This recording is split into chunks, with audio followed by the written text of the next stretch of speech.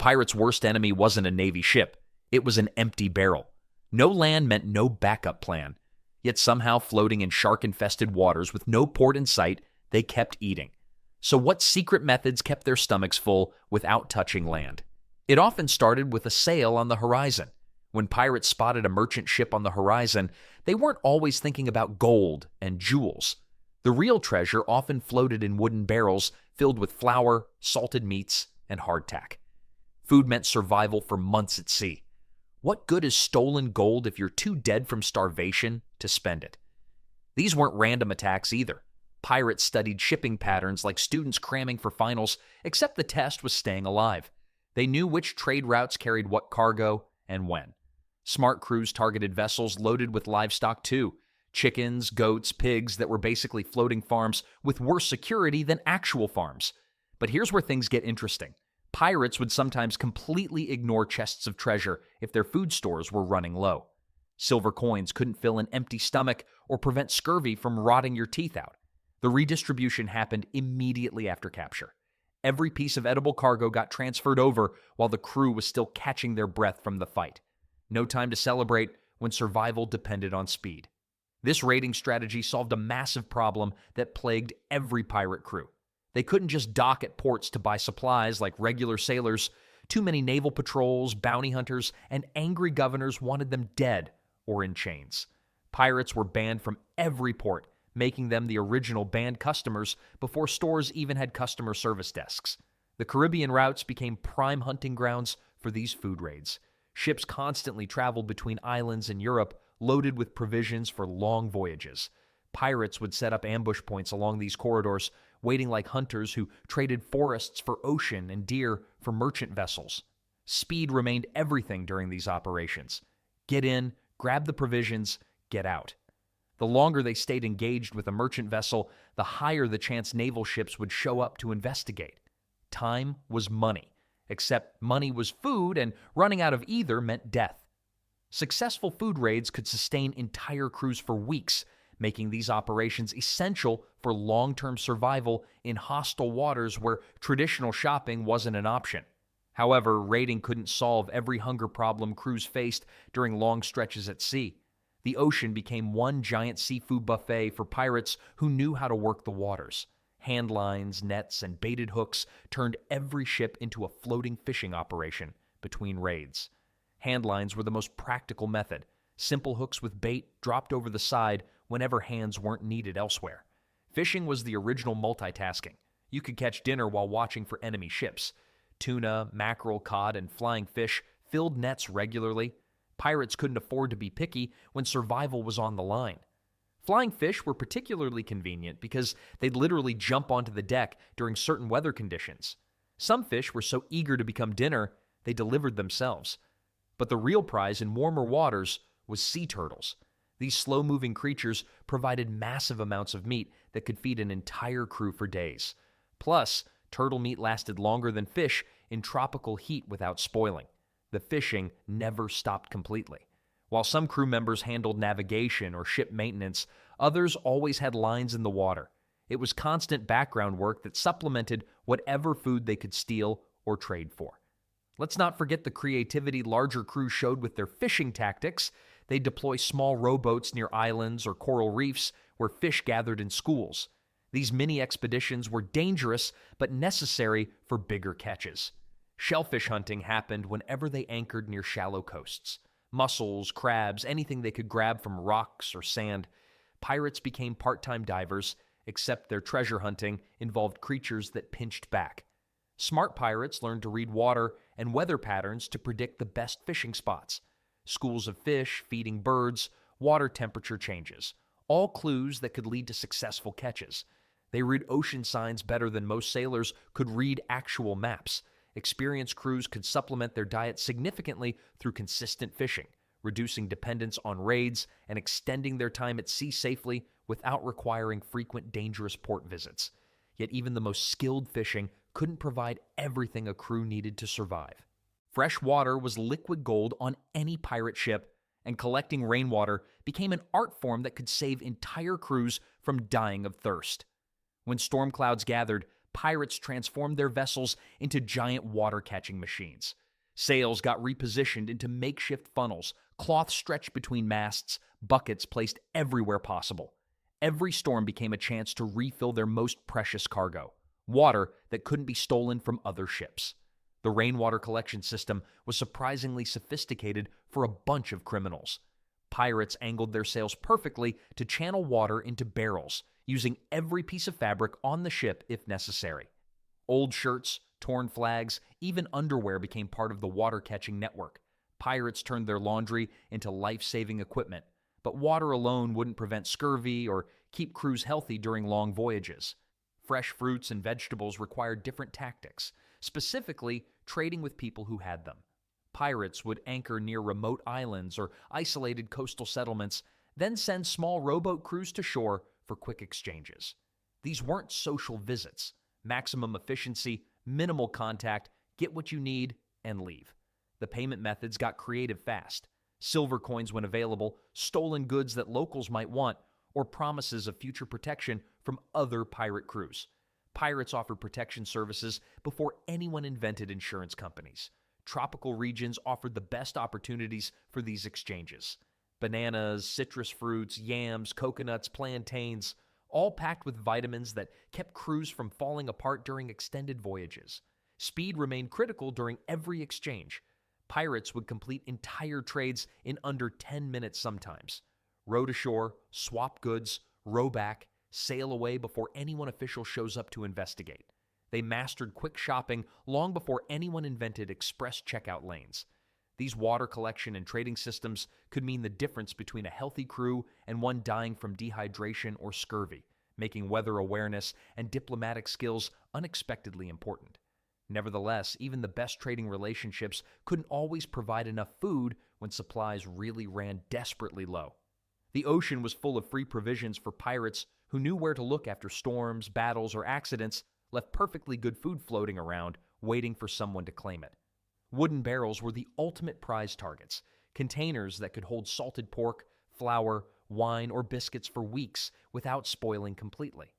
Pirates became professional scavengers, scanning waters for anything useful drifting nearby. Floating barrels were like treasure chests that actually contained things you could eat instead of just shiny metal. Timing had to be absolutely perfect during these recovery operations. Pirates would sometimes arrive at wreck sites before original ships had even finished sinking, rowing out in small boats while dodging floating debris and potentially drowning sailors. They were the cleanup crew that nobody hired, but everyone needed. Waterproof barrels proved to be genius inventions for this kind of survival situation. Food packed in these containers could survive days floating in salt water and still remain edible when finally recovered by hungry crews. After naval battles, the ocean transformed into a buffet of abandoned supplies. Ships would flee in panic, leaving behind cargo that couldn't be secured in time. Pirates treated these aftermath scenes like harvest season, except the crops floated and the farmers had cannons. Then there were survivors from wrecked ships who provided valuable intelligence beyond just needing rescue. Pirates would question saved sailors about shipping routes, hidden cargo, or upcoming supply runs. Rescuing people was good for the soul and great for business intelligence. Recovery operations were genuinely dangerous work, though. Floating in small boats near wreckage sites meant dealing with rough seas, sharp debris, and whatever might have sunk the original ship still lurking in the area. The most successful scavenging crews could gather enough supplies from a single major wreck to feed themselves for weeks or months, making wreck hunting a profitable but risky specialized skill among seasoned pirates. Still, even the most successful scavenging couldn't guarantee fresh food when crews needed it most urgently. Keeping live animals on a pirate ship sounds insane until you realize it was basically having a portable farm that provided fresh eggs, milk, and meat that stayed fresh until you were ready to eat it. Chickens, pigs, goats, and ducks got crammed into whatever space wasn't essential for sailing the ship. These animals lived near the stern, tied up or caged, probably wondering how they ended up in this floating nightmare. Ships became floating barnyards where the farmers carried swords and the barn rocked constantly. Chickens were absolutely the MVPs of ship livestock operations. They provided eggs regularly, didn't require much space, and could eat kitchen scraps without complaining about the menu. Plus, when times got desperate, chicken dinner was always an option. Chickens were the perfect crew members. They worked for scraps and never complained about sleeping conditions. The feeding schedule required creative problem solving every single day. Animals got kitchen scraps, dry grains when available, fish guts, basically anything organic that wasn't already claimed by hungry pirates. Competition for food was genuinely intense. But slaughtering was saved for special occasions or true emergencies. You don't kill the goose that lays golden eggs, even when you're really craving roast goose for dinner. Pirates had to balance immediate hunger against long-term food security constantly. Disease posed a constant threat in cramped, unsanitary ship conditions. One sick animal could wipe out the entire floating farm in just days. Pirates had to become amateur veterinarians just to protect their food investment from disaster. Pirates learned animal medicine because dead livestock meant dead pirates. Calm weather days were when the livestock system actually worked smoothly. Milking goats, collecting eggs, cleaning animal areas, all much easier when the ship wasn't bouncing around like a cork in a bathtub during storms. Smooth seas meant happy animals, and happy animals meant breakfast. Well-managed livestock could provide protein and nutrients for months, making the cramped conditions and extra work worthwhile for survival. Focused crews who understood that fresh food meant the difference between life and death. Even so, when livestock ran out or died from disease, pirates still needed other reliable food sources. The underground food network thrived in pirate-friendly coastal areas where smugglers and black market traders made excellent money supplying crews who couldn't exactly shop at legitimate stores. Hidden coves and unguarded beaches became temporary marketplaces where illegal business happened fast and quietly. Pirates would sail into these secret locations with silver and stolen goods, ready to trade for supplies that could keep them alive for months. These markets had everything pirates needed except posted hours and helpful customer service. The product selection was specifically designed for long sea voyages and pirate needs. Salted meat, dried corn, cassava bread, beans, rum, and limes. Everything a crew needed to stay fed and healthy during extended trips away from civilization. Smugglers knew their customers better than any merchant knew theirs. Speed remained absolutely critical during these transactions for everyone's safety. Smugglers would approach pirate ships in small, fast boats, transfer goods quickly, collect payment, and disappear before anyone could investigate suspicious activity. The payment system was remarkably flexible given the circumstances. Silver coins were preferred currency, but pirates also traded spices, stolen luxury goods, and promises of protection from other pirate crews in the area. Pirates paid with whatever they had, making them the ultimate flexible customers. Certain coastal regions developed solid reputations as pirate-friendly trading zones over time.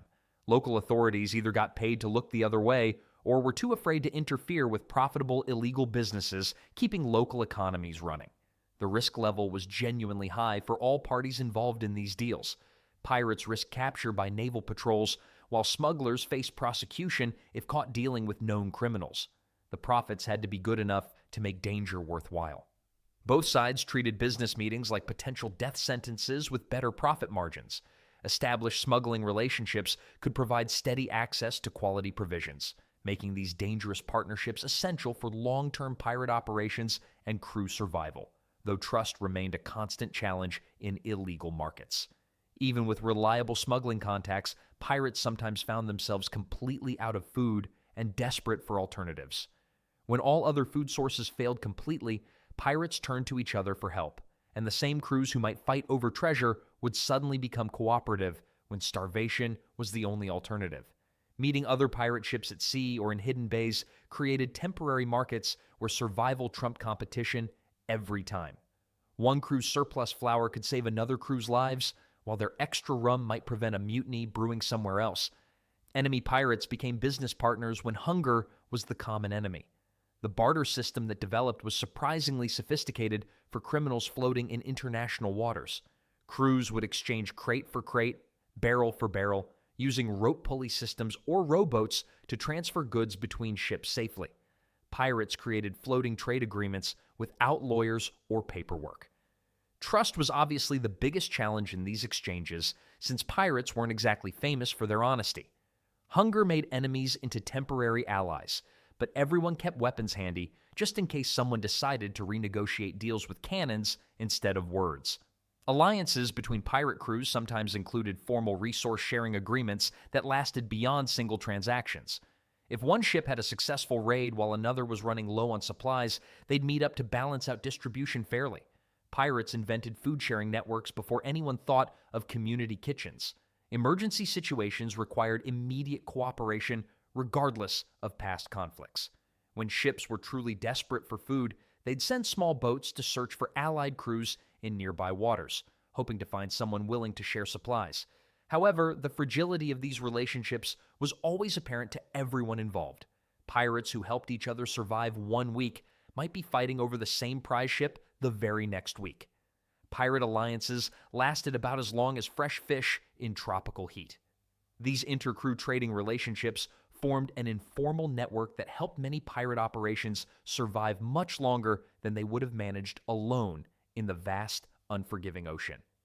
These cooperative networks proved that even the most ruthless pirates understood that survival sometimes required putting competition aside for mutual benefit and shared resources, though these partnerships remained unpredictable and dangerous. Pirates mastered survival through resourcefulness, turning every challenge into opportunity. When traditional food sources failed, creativity and desperation drove innovation that kept crews alive for months.